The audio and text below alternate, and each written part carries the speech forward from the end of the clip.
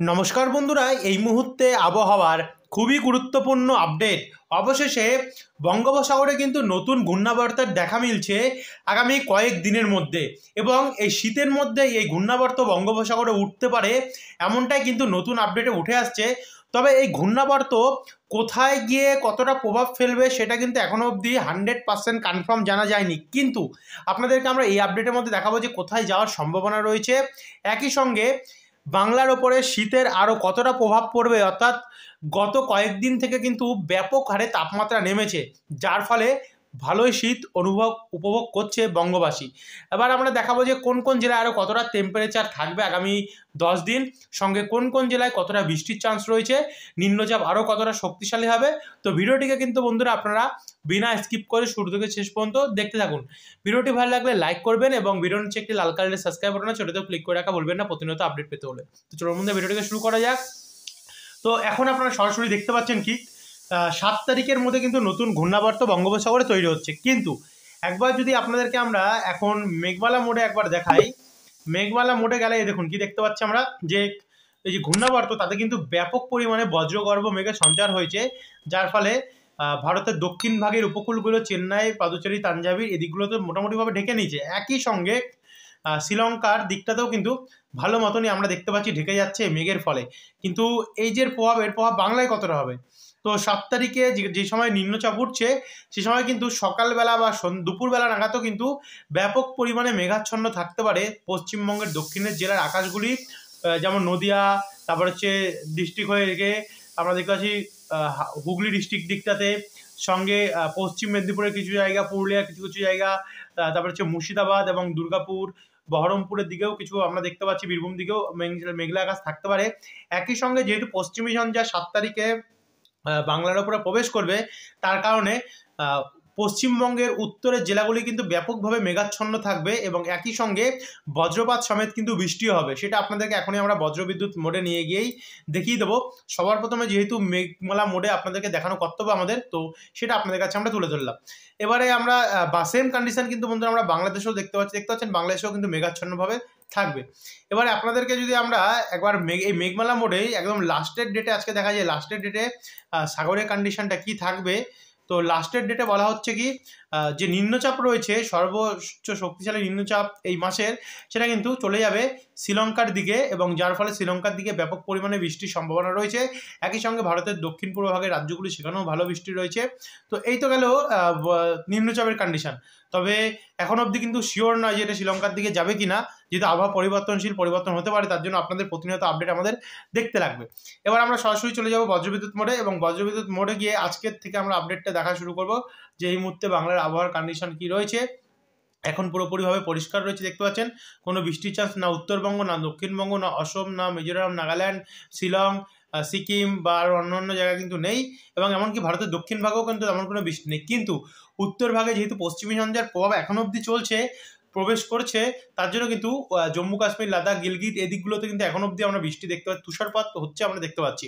তো এখান থেকে আমরা যদি এটাকে একটু প্লে করে দিয়ে 5 তারিখ অর্থাৎ আগামীকাল রোববারের দিকটাতে যাই, তো রোববার থেকে কিন্তু আস্তে আস্তে করে এটি পূর্ব দিক বরাবর এগোনো শুরু করবে, যার কারণে পাঞ্জাবের কিছু জায়গা সেখানে কিন্তু একটু অমৃতসর সাইডটাতে এবং পাত্তি এই দিকগুলোতে একটু বজ্রপাত সমেত বৃষ্টির সম্ভাবনা হালকা থেকে মাঝারি মানের হতে পারে। কিন্তু আমরা যদি এটাকে আরেকটু এগিয়ে নিয়ে যাই, সেটাকে যদি আমরা 6 তারিখে নিয়ে যাই, 6 তারিখে যে বৃষ্টি সেটা কিন্তু আস্তে আস্তে করে হরিয়ানা বা পাঞ্জাব এই দিকগুলোতেও প্রবেশ করা শুরু করবে একটু একটু করে, দেখতে পাচ্ছেন 6 তারিখের দিকটা থেকে।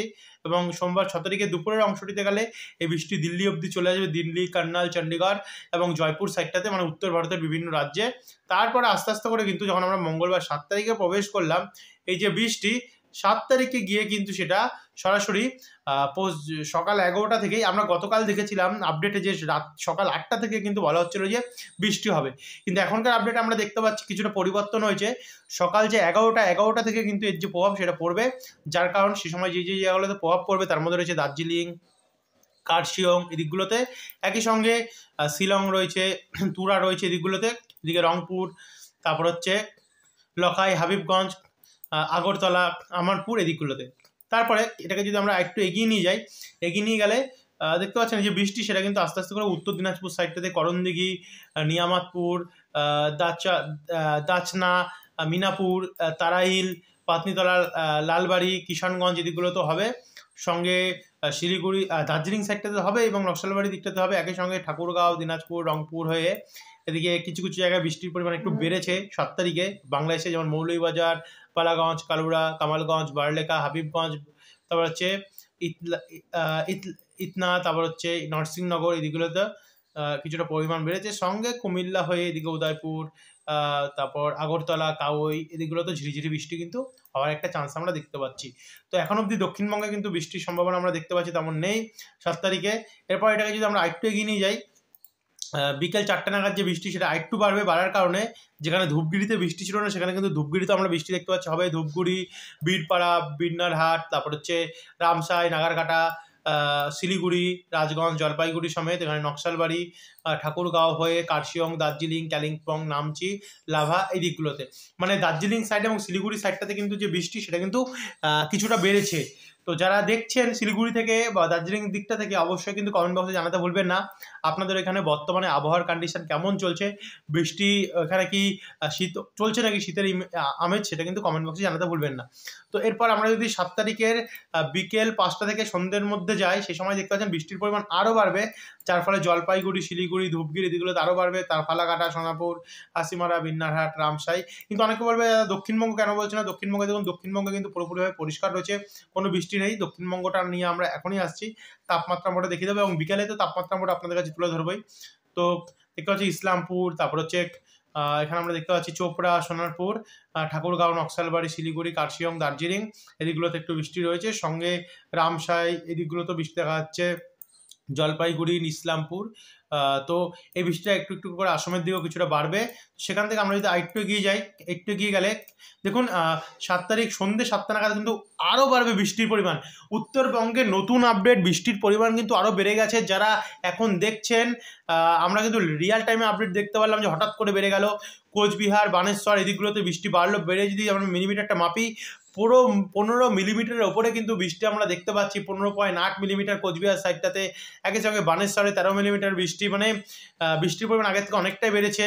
সঙ্গে আলিপুরদুয়ার, শ্রীরামপুর, ধূপগুড়ি, জলপাইগুড়ি এখানে যেমন বৃষ্টি চলছিল চলবে, সঙ্গে রংপুর, লালমনিরহাট, জলঢাকা, শেরপুর, কাকরোলে, পীরগঞ্জ, ঠাকুরগাঁও, বোদা, পঞ্চগড় এদিকগুলোতে বৃষ্টি হবে, সঙ্গে কিষানগঞ্জ, শিলিগুড়ি এবং অসমের গোয়ালপাড়া, গুয়াহাটি এদিকগুলোতে বৃষ্টি হবে, এদিকে শিলং সাইডটাতে বৃষ্টি হবে। কিন্তু দক্ষিণবঙ্গে কিন্তু তখনও বৃষ্টি আমরা দেখতে পাচ্ছি নেই। হয়তো দক্ষিণবঙ্গবাসী আমাদের চ্যানেলে বেশি, দক্ষিণবঙ্গ থেকে যারা আমাদের ভিডিওটি দেখে, তো আপনাদেরকে আমরা এখনই তাপমাত্রা মোট দেখাবো, একটু ধৈর্য ধরে দেখতে থাকুন। এদিকে দেখুন দিনহাটা সাইডে কিন্তু 26 মিলিমিটারের ওপরে আমরা বৃষ্টি দেখতে পাচ্ছি, দিনহাটা কাছাকাছি 20-26 এমন কিন্তু দেখা যাচ্ছে, 25-26 এমন। এছাড়া কোকরাঝাড়ের দিকেও বৃষ্টি বাড়বে। এবারে কিন্তু ভারী থেকে অতি ভারী বৃষ্টি উত্তরবঙ্গ এবং অসমের সাইডটাতে রয়েছে। নিম্নচাপ আগের থেকে অনেকটাই শক্তি বাড়িয়ে তুলেছে, যার কারণে কিন্তু এতটা বৃষ্টি আমরা দেখতে পাচ্ছি। এই কথা আমরা বলতেই পারি যে বৃষ্টির পরিমাণ আগের থেকে অনেকটাই বেড়েছে। তো এরপরে আমরা 8 তারিখে যদি যাই, 8 তারিখে কন্ডিশনটা যদি দেখি, মানে 6, 7, 2 দিন, 7 তারিখ তো বৃষ্টি থাকবেই। তো 8 তারিখে গেলে আমরা বুধবারে 8 তারিখে উত্তরবঙ্গ এবং অসমে হালকা থেকে ঝিরিঝিরি বৃষ্টি থাকবে, আর এদিকে কিছুটা ত্রিপুরা এবং অসমের দিকে তো রয়েছে শিলচর দিকটাতে। আর পশ্চিমবঙ্গের দক্ষিণে তেমন কোনো বৃষ্টি আমরা দেখতে পাচ্ছি না, পুরোপুরিভাবে কিন্তু পরিষ্কার হয়ে যাওয়ারই একটা চান্স দক্ষিণবঙ্গে রয়েছে। যাই হোক, দক্ষিণবঙ্গে যদি বৃষ্টিটা হতো তাহলে কিন্তু চাষিদের অনেক চাষের ক্ষতি হয়ে যেত। এবার হয়তো চাষি ভাইদের কোনো ক্ষতি হয় নেওয়ার চান্সটাই বেশি। যাই হোক, আমরাও হ্যাপি এবং হয়তো আপনারাও হ্যাপি যারা চাষি ভাইরা দেখছেন। তো এবারে আমরা সরাসরি দেখে নেব তাপমাত্রা মোট। তাপমাত্রা মোটটা গিয়ে যদি আমরা একবার দেখে নিই, তাহলে কিন্তু দেখুন তাপমাত্রা মোটে আমরা যদি আগামীকাল ভোরের টেম্পারেচারটা দেখি 5 তারিখের, তো 5 তারিখে ভোর 3টে থেকে 4টের মধ্যে টেম্পারেচার কিন্তু থাকবে 16 কলকাতার মধ্যে, মেন সিটি।